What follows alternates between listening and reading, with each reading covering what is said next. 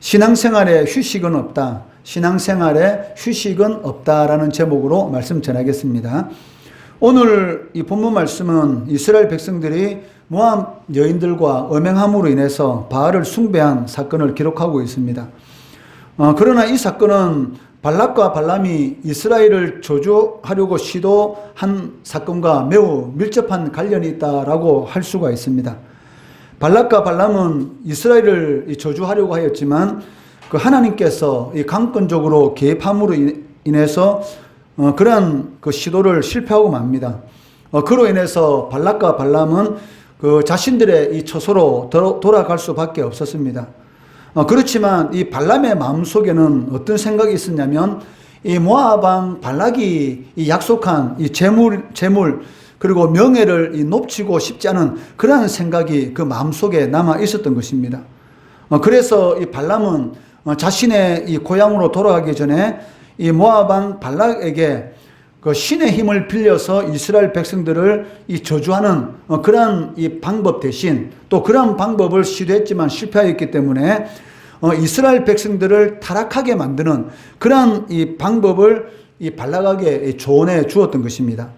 그 민수기 31장 그 16절 말씀해 보시면 보라 이들이 발람의 꾀를 따라 이스라엘 자손을 부올의 사건에서 여호와 앞에 범죄하게 하여 여호와의 회중 가운데 연병이 일어나게 하였느니라 라고 말씀하고 있습니다.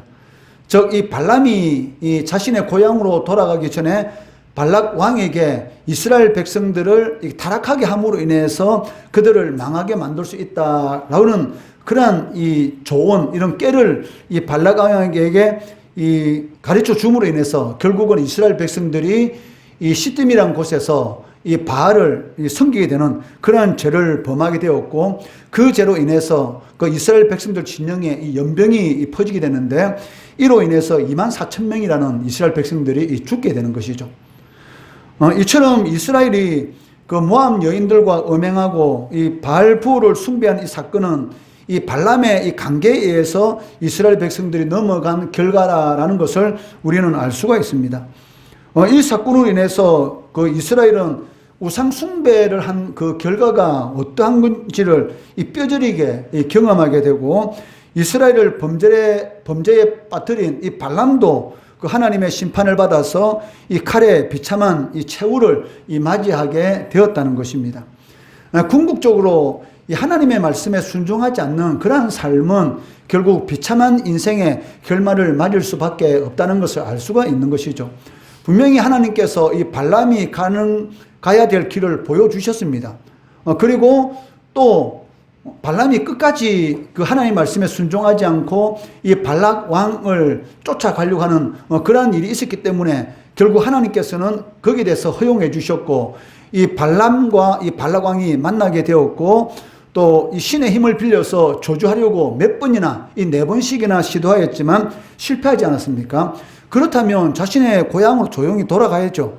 그런데도 불구하고 이 발람 왕이 제시한 그 재물, 이 명예에 대해서 이 놓지 못하고 거기에 대해서 미련이 남아서 이스라엘 백성들을 이 우상 숭배하는 그런 꾀를 줌으로 인해서 결국은 자신이 그 많은 재물들 그리고 명예를 누릴 수 있었습니까? 아니죠.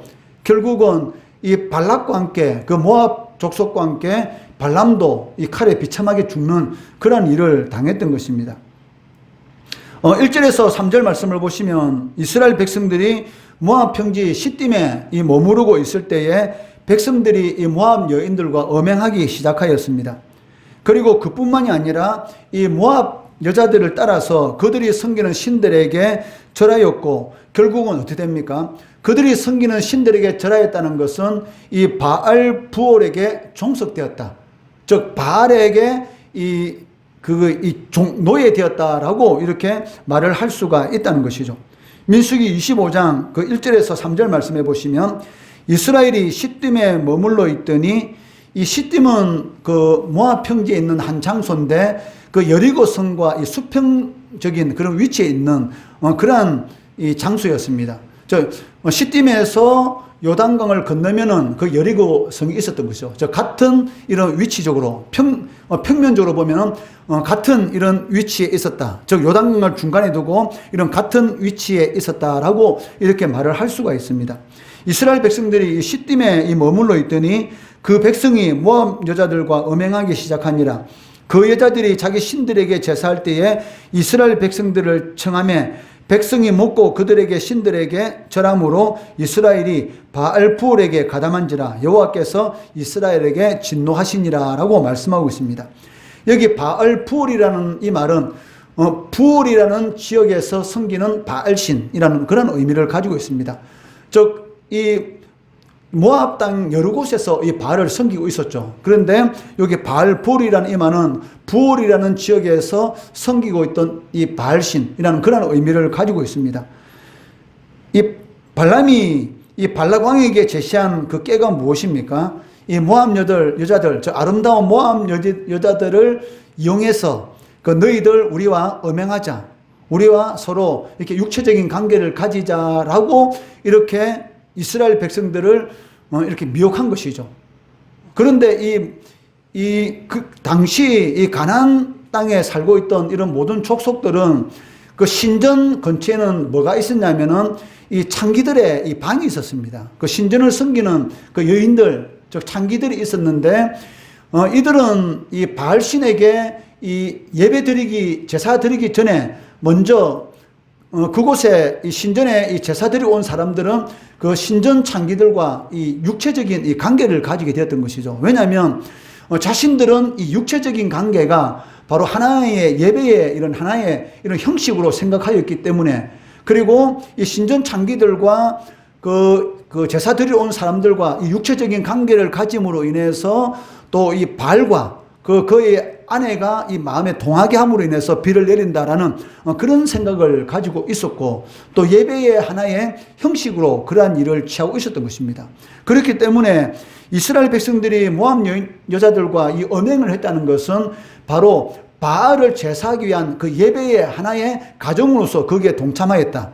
즉 바알부올에 종속되었다. 즉 바알의 노예로 떨어졌다라고 말을 할 수가 있다는 것입니다. 하나님께서 이스라엘 백성들을 택하신 이유가 무엇입니까? 즉 하나님이 어떤 분이신가? 즉 이스라엘 백성들이 제사장 나라로서 이스라엘 백성들을 통해서 다른 민족들을 구원하기 위한, 즉 하나님이 어떤 분이시고 하나님을 알게 하고, 그리고 그들을 하나님께로 돌아오도록 하기 위해서 이스라엘 백성들을 하나님께서 구원해 주셨다는 것입니다. 이사야 42장 6절 말씀해 보시면, 너를 세워 백성의 언약과 이방의 빛이 되게 하리라. 즉 이방인들, 하나님을 모르는 사람들을 하나님의 품 안으로 인도하도록 하기 위해서 이스라엘 백성들을 하나님께서 택하셨다라고 말씀하고 있습니다. 그런데도 불구하고 이스라엘 백성들 자신들의 이 중대한 사명을 맡았는데도 불구하고 오히려 어떻게 되었습니까? 모압 신을 섬기고 이 바알부올에게 종속되는 그러한 사건이 발생하게 되었다는 것입니다. 그렇기 때문에 하나님께서 이스라엘 백성들에게 진노하시는 것은 당연한 것이죠. 여러분이 사랑하는 사람이 바람을 핀다. 화가 납니까? 화가 안 납니까? 당연히 화가 나죠. 만약에 내가 사랑한다고 말을 해놓고 내 사랑하는 사람이 다른 사람을 좋아하는데도 불구하고 화가 나지 않는다. 분노하지 않는다. 그것은 무엇을 의미하는 것입니까? 그 사람을 사랑하지 않는다는 것이죠. 사랑하면 당연히 화가 납니다. 사랑하는 사람이 나를 쳐다보고 나와 즐거운 시간을 가져야 되는데도 불구하고 나를 쳐다보는 것이 아니라 다른 사람을 쳐다보고 다른 사람과 있는 것을 더 행복해할 때에 내 속에서 당연히 화가 나는 것은 당연한 것이죠. 그것을 성경에서는 뭐라고 말합니까? 질투. 우리가 섬기는 하나님은 질투의 하나님이시다. 너무나 우리들을 사랑하기 때문에 하나님이 아닌 우상을 섬기는 데 대해서는 하나님께서 이 화를 내시는 것이죠. 즉 진노하신다라고 말씀하고 있습니다. 여러분들이 잘못된 길을 가는데 하나님께서 화를 내지 않는다? 그러면 여러분들은 하나님의 자녀가 아니다. 이렇게 말을 할 수가 있는 것이죠. 내 자녀가 잘못된 길을 가는데 당연히 부모는 화를 내는 것이죠. 하나님도 마찬가지입니다. 하나님의 백성들이 하나님을 섬기지 않고 하나님의 말씀대로 살지 않고 우상을 섬기고 우상 앞에 가서 절을 하고 음행을 하는 그러한 모습을 보면서도 불구하고 하나님께서 거기에 대해서 무감각하다, 방관하고 계신다. 이거는 무엇을 의미합니까? 그들은 하나님의 백성이 아니다, 이렇게 말을 할 수 있다는 것이죠. 진정으로 그들이 하나님의 백성이라고 한다면 당연히 하나님께서는 진노하시고 거기에 대해서 해초를 드는 것은 당연한 것입니다. 이러한 점에서 오늘 본문 말씀은 영적 이스라엘인 이 교회가 세상 가운데서 어떻게 처신해야 되는지를 우리들에게 교훈하고 있다라고 할 수가 있다는 것입니다. 교회가 세상에 동화되면 됩니까? 안 되는 것이죠. 세상이 교회에게 동화되어야 되는 것이지 교회가 세상에 동화되어서는 안 된다는 것입니다. 세상이 교회에 동화되면은 세상은 구원을 받습니다. 그런데 교회가 세상에 동화되면은 교회도 망하고 세상도 망하게 된다는 것이죠. 즉 다르게 표현한다면 세상적인 가치관을 하나님의 가치관으로, 즉 교회의 가치관으로 변하도록 만들어야 되는 것이지, 교회가 세상적인 가치관을 쫓아간다? 그러면 교회도 망하고 세상도 망한다라고 말을 할 수가 있다는 것입니다. 교회 역사를 보더라도 우리는 알 수가 있습니다. 초대교회, 그때는 믿는 사람이 얼마 있지 않았습니다. 그런데도 불구하고 어떻게 되었습니까? 심한 핍박과 박해 가운데서도 교회가 이 신앙의 순결을 지키고 교회로서의 정체성을 유지할 때에 로마 제국까지 결국은 이 기독교 국가로 만드는 그러한 일이 일어나게 된 것이죠. 어떻게 그러한 일이 일어날 수가 있었습니까?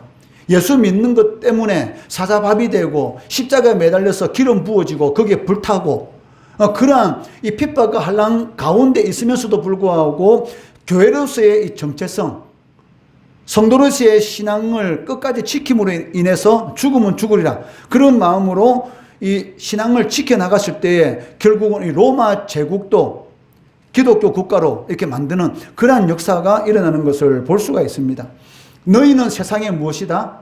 소금과 빛이다. 살맛 안 나는 세상 가운데서 살맛 나도록 만드는 역할이 소금의 역할이지 않습니까?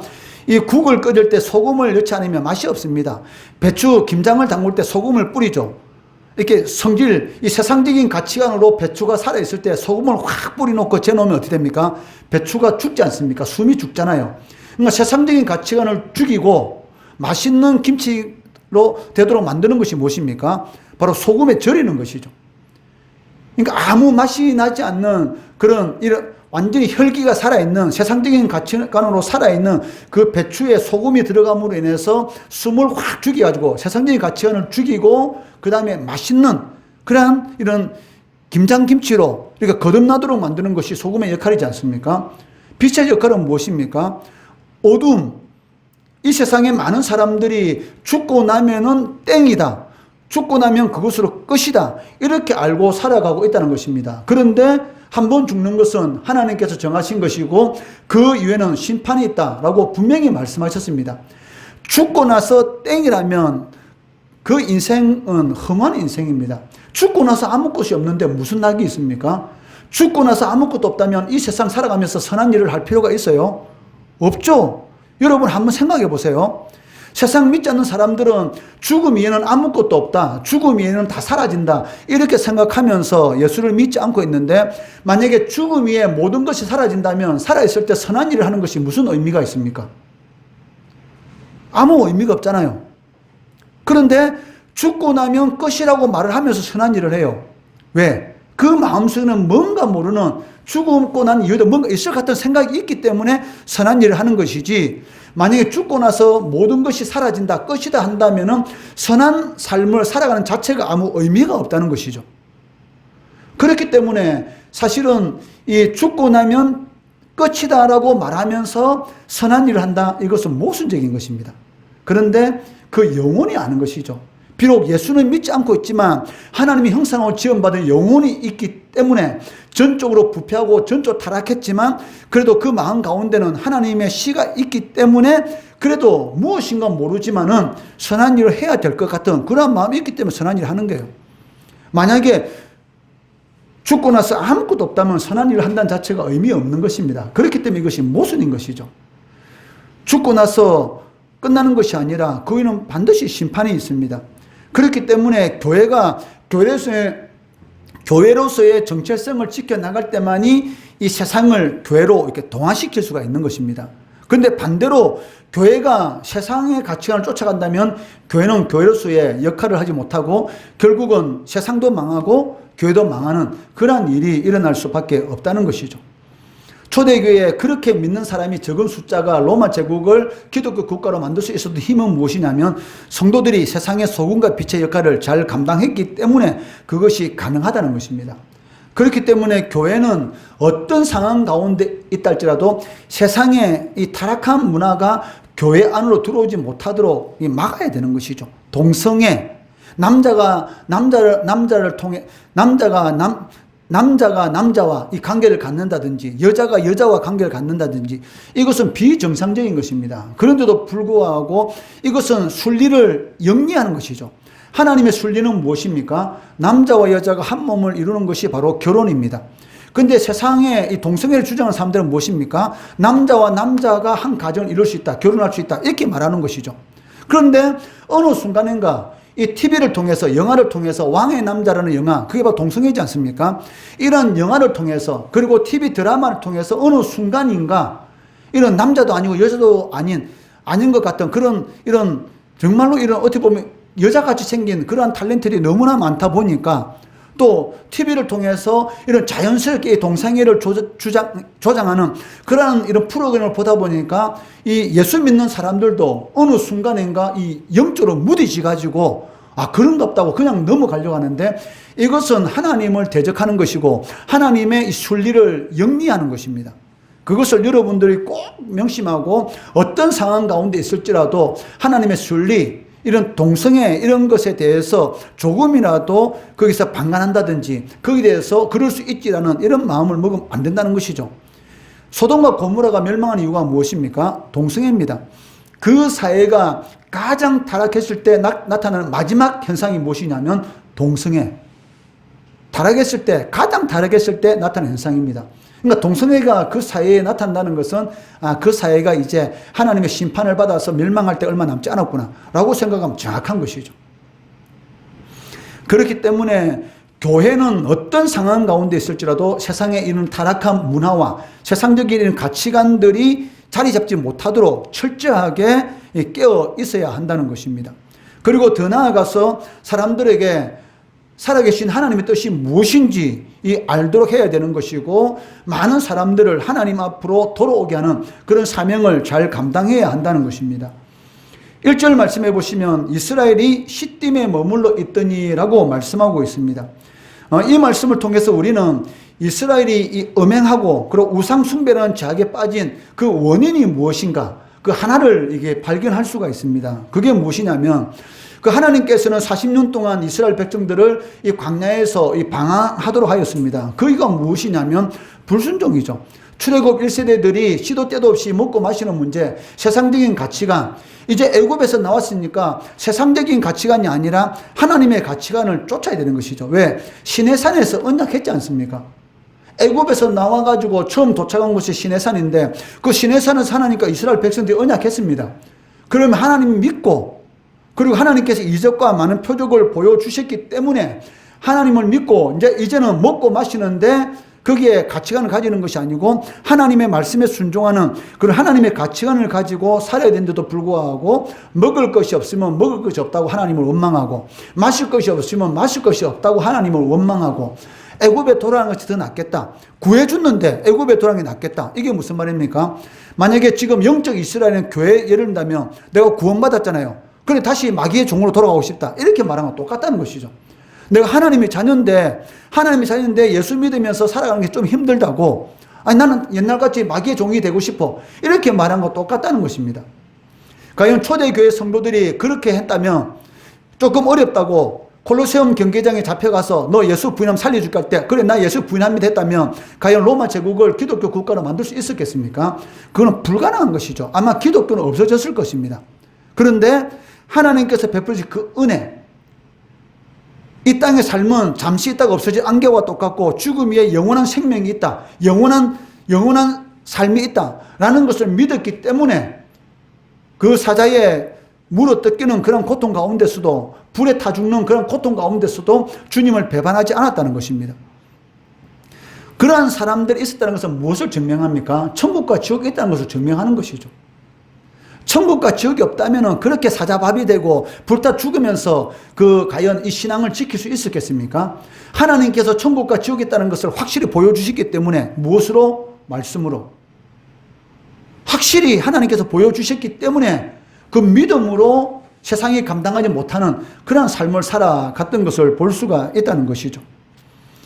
하나님께서 40년 동안 이스라엘 백성들 이 광야에서 방황하도록 했습니다. 그리고 출애굽 1세대들은 다 죽고 나서 이제 출애굽 2세대들이 이 모압 평지에 모여 있는 것이죠. 그리고 시딤이라는 곳에 모여서 이제는 가나안 땅, 요단강을 건너서 가나안 땅을 정복하게 될 건데, 그러면 시딤이라는 곳에서 모여 있을 때 뭘 해야 됩니까? 기도로 준비해야 되죠. 이제 요단강을 건너서 저 가나안 땅을 정복할 거야. 우리가 기도로 무장하자. 그리고 그 땅에 돌아가서 하나님 말씀대로 가나안 족속이 섬기는 우상 같은 것은 섬기지 말자. 오직 하나님을 섬기자라고 하면서 기도로 무장하는 그러한 이제 또 다른 하나의 전쟁, 이 가나안 족속과의 전쟁을 위한 그런 준비를 해야 된다는 것입니다. 그런데도 불구하고 이들은 기도하지 않고 그냥 거기서 영적 게으름, 무사안일, 그러한 상태에 빠져 있었던 것이죠. 그렇기 때문에 이 모압 여인들의 이 미혹에 넘어가게 된 것입니다. 여러분, 기도하지 않으면 과연 이 마귀와의 싸움에서 이길 수 있을까요? 절대로 못 이깁니다. 마귀는 영물이잖아요. 영적인 존재잖아요. 육신을 가지고 있는 우리들이 마귀의 미혹에 어떻게 이겼습니까?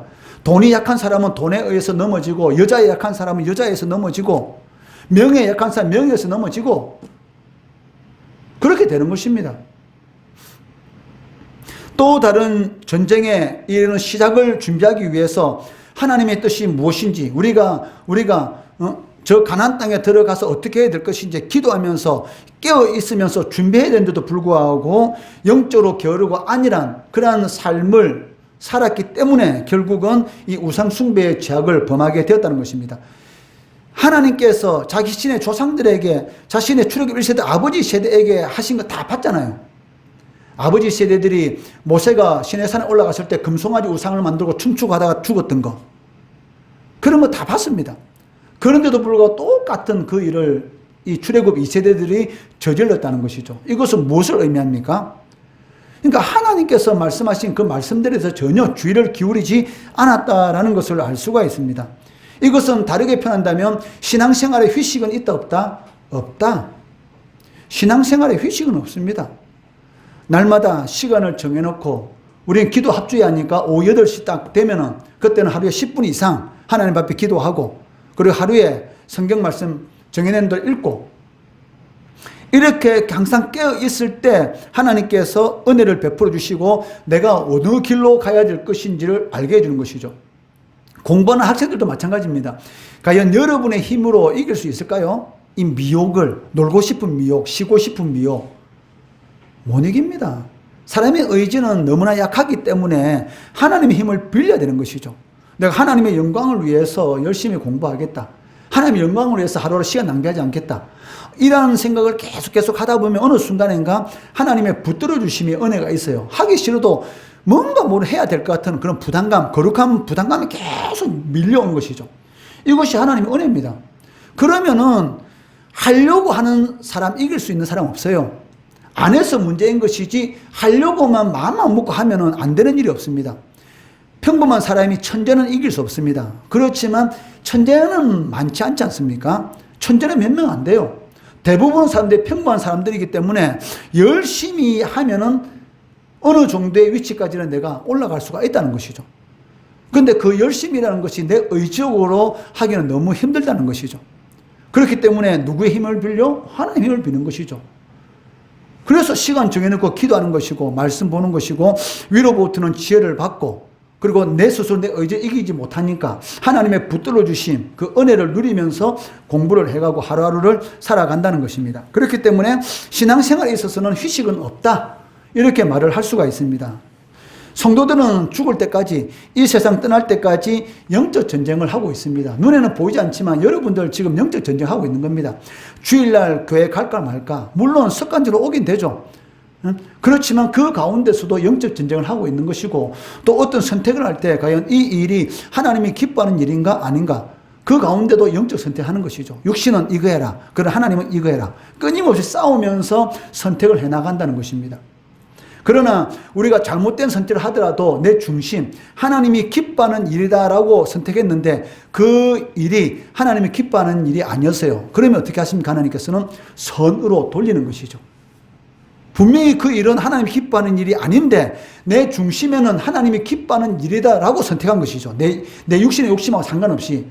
그러면은 하나님께서는 우리 인간이 어리석은 것은 다 알고 있습니다. 내가 잘못 선택했지만 하나님께서 어떻게 하세요? 내 마음을 보시고 그것을 선으로 바꾸는 그런 역사를 일으킨다는 것입니다. 그렇기 때문에 먹든지 마시든지 무엇을 하든지 무엇을 위해서? 하나님의 영광을 위해서 모든 일을 해야 한다는 것입니다. 전쟁터에 있는 군인이 순간적으로 퍼져 있으면 어떻게 됩니까? 우크라이나, 러시아에 비해서는 아무것도 아닙니다, 사실. 원래 처음 전쟁을 시작할 때는 일주일만 되면 항복할 것이다 이렇게 이야기했어요. 근데 지금 얼마나 오랫동안 견디고 싸우고 있습니까? 왜냐하면 이 우크라이나 같은 건 더 이상 물러설 수도 없고 그리고 이 어려운 환경에 처해 있으면 힘이 있습니다. 러시아 땅에 있는 사람들은 전쟁이 일어나고 좀 전쟁의 느낌 전혀 못 가져요. 그 땅 안에서는. 근데 우크라이나는 어떻습니까? 지금 자신의 국토 안에 미사일이 떨어지고 포탄이 떨어지는 그리고 국토 안에 사람들이 죽어나가고 있잖아요. 그런데 러시아는 어때요? 러시아 국토 안에는 전혀 사람이 죽어나가고 그런 거 없습니다. 전쟁의 영향이 없잖아요. 그러니까 지금 눈앞에서 동족들이 죽어나가고 옆집에 사는 사람이 죽어나가고 그러한 것을 보는 사람들, 군인들하고 전혀 러시아 땅 안에서 전혀 죽어나가는 그런 것을 전혀 모르는 전쟁을 하고 있지만 전쟁의 그런 이런 고통을 전혀 못 느낀 사람하고 싸우면 어떻게 됐습니까? 무기라든지 뭐든지는 택도 안 돼요. 그렇지만 어때요? 정신력으로 이게 나가는 것이죠. 그냥 지금까지 견디고 있는 것입니다. 사실은. 그러니까 영적 전쟁이라는 것은 무엇이냐면 군인이 입 벌리고 있다가 총 맞아 죽습니다. 전쟁터는 정신 번쩍 차리고 있어야지 살아남을 수가 있는 것이죠. 마찬가지로 우리 예수 믿는 사람들은 항상 이 영적 전쟁을 하고 있기 때문에 이 영적 세계에서는 휴식이라는 게 있을 수가 없는 것이죠. 항상 깨어서 기도하는 것이고 하나님의 뜻을 분별하는 그러한 삶을 살아가야 한다는 것입니다. 잠시 휴식 취하자라고 하면은 사단의 이 밥이 될 위험성이 있다는 것입니다. 그렇기 때문에 삶에 어떤 어려움이 닥쳤다. 그러면 그 어려움을 가지고 낙심할 것도 아니고 또 내 생각대로 일이 잘 된다 해가지고 교만해가지고 나는 너와 다르다라고 생각하고 우쭐할 필요도 없고 잘 되면 하나님의 은혜요. 감사해야 되는 것이고 어려움을 당하면 하나님께서 이 일을 통해서 좋은 것 주실 거야 라고 생각하고 인내하고 그 고통을 믿음으로 승화시키는 것이죠. 그러한 삶을 살아갈 때에 우리가 생각지도 못했던 이 가나안 땅의 축복 하나님께서 다 준비해 놓은 그런 은혜를 누릴 수가 있다는 것입니다. 이것을 꼭 명심하시고 오늘 말씀 제목처럼 신앙생활에 휴식이 있습니까? 없습니까? 없습니다. 날마다 하나님 앞에 기도 생활해야 되는 것이고 또 시간 정해놓고 말씀 봐야 되는 것이고 그러다 보면 이 처음에는 별로 표가 안 나요. 똑같이 신앙생활 잘했는데 그래도 하루에 10분씩 기도하는 사람과 기도하지 않는 사람 처음에는 차이가 없죠. 하루 10분이잖아요. 10분 이틀 지나면 20분 3일 지나면 30분, 4일 40분 이렇게 1년 지나고 2년 지나고 3년 지나고 4년 지나고 성이 됐을 때 그 차이는 이런 말할 수가 없는 것이죠. 쌓인 것이 쌓인 쉽게 말하면 이 내공이 쌓여가지고 이제는 하나님 뜻을 분별할 수 있는 그런 이 능력이 쌓이는 것입니다. 그렇기 때문에 이 신앙생활에는 휴식이 없다라는 걸 생각하고 항상 깨어서 말씀 보고 기도함으로 인해서 그리스도 안에 주시는 하나님의 그런 풍성한 은혜가 있습니다. 그 은혜의 맛을 보면 그 맛은 이루 말할 수 없는 것이죠. 그 맛, 그 신앙의 맛 이렇게 말을 할 수 있는데 그 신앙의 맛을 여러분 한번 보시면 어떤 상황 가운데 있을지라도 흔들리지 않습니다. 그것을 꼭 명심하시고 신앙생활에는 휴식이 없다. 항상 깨어 기도함으로 말씀 보고 그를 통해서 하나님께서 예배하신 풍성 은혜 누리시는 우리 성도, 우리 중고등 학생들 되기를 주의 이름으로 축원합니다.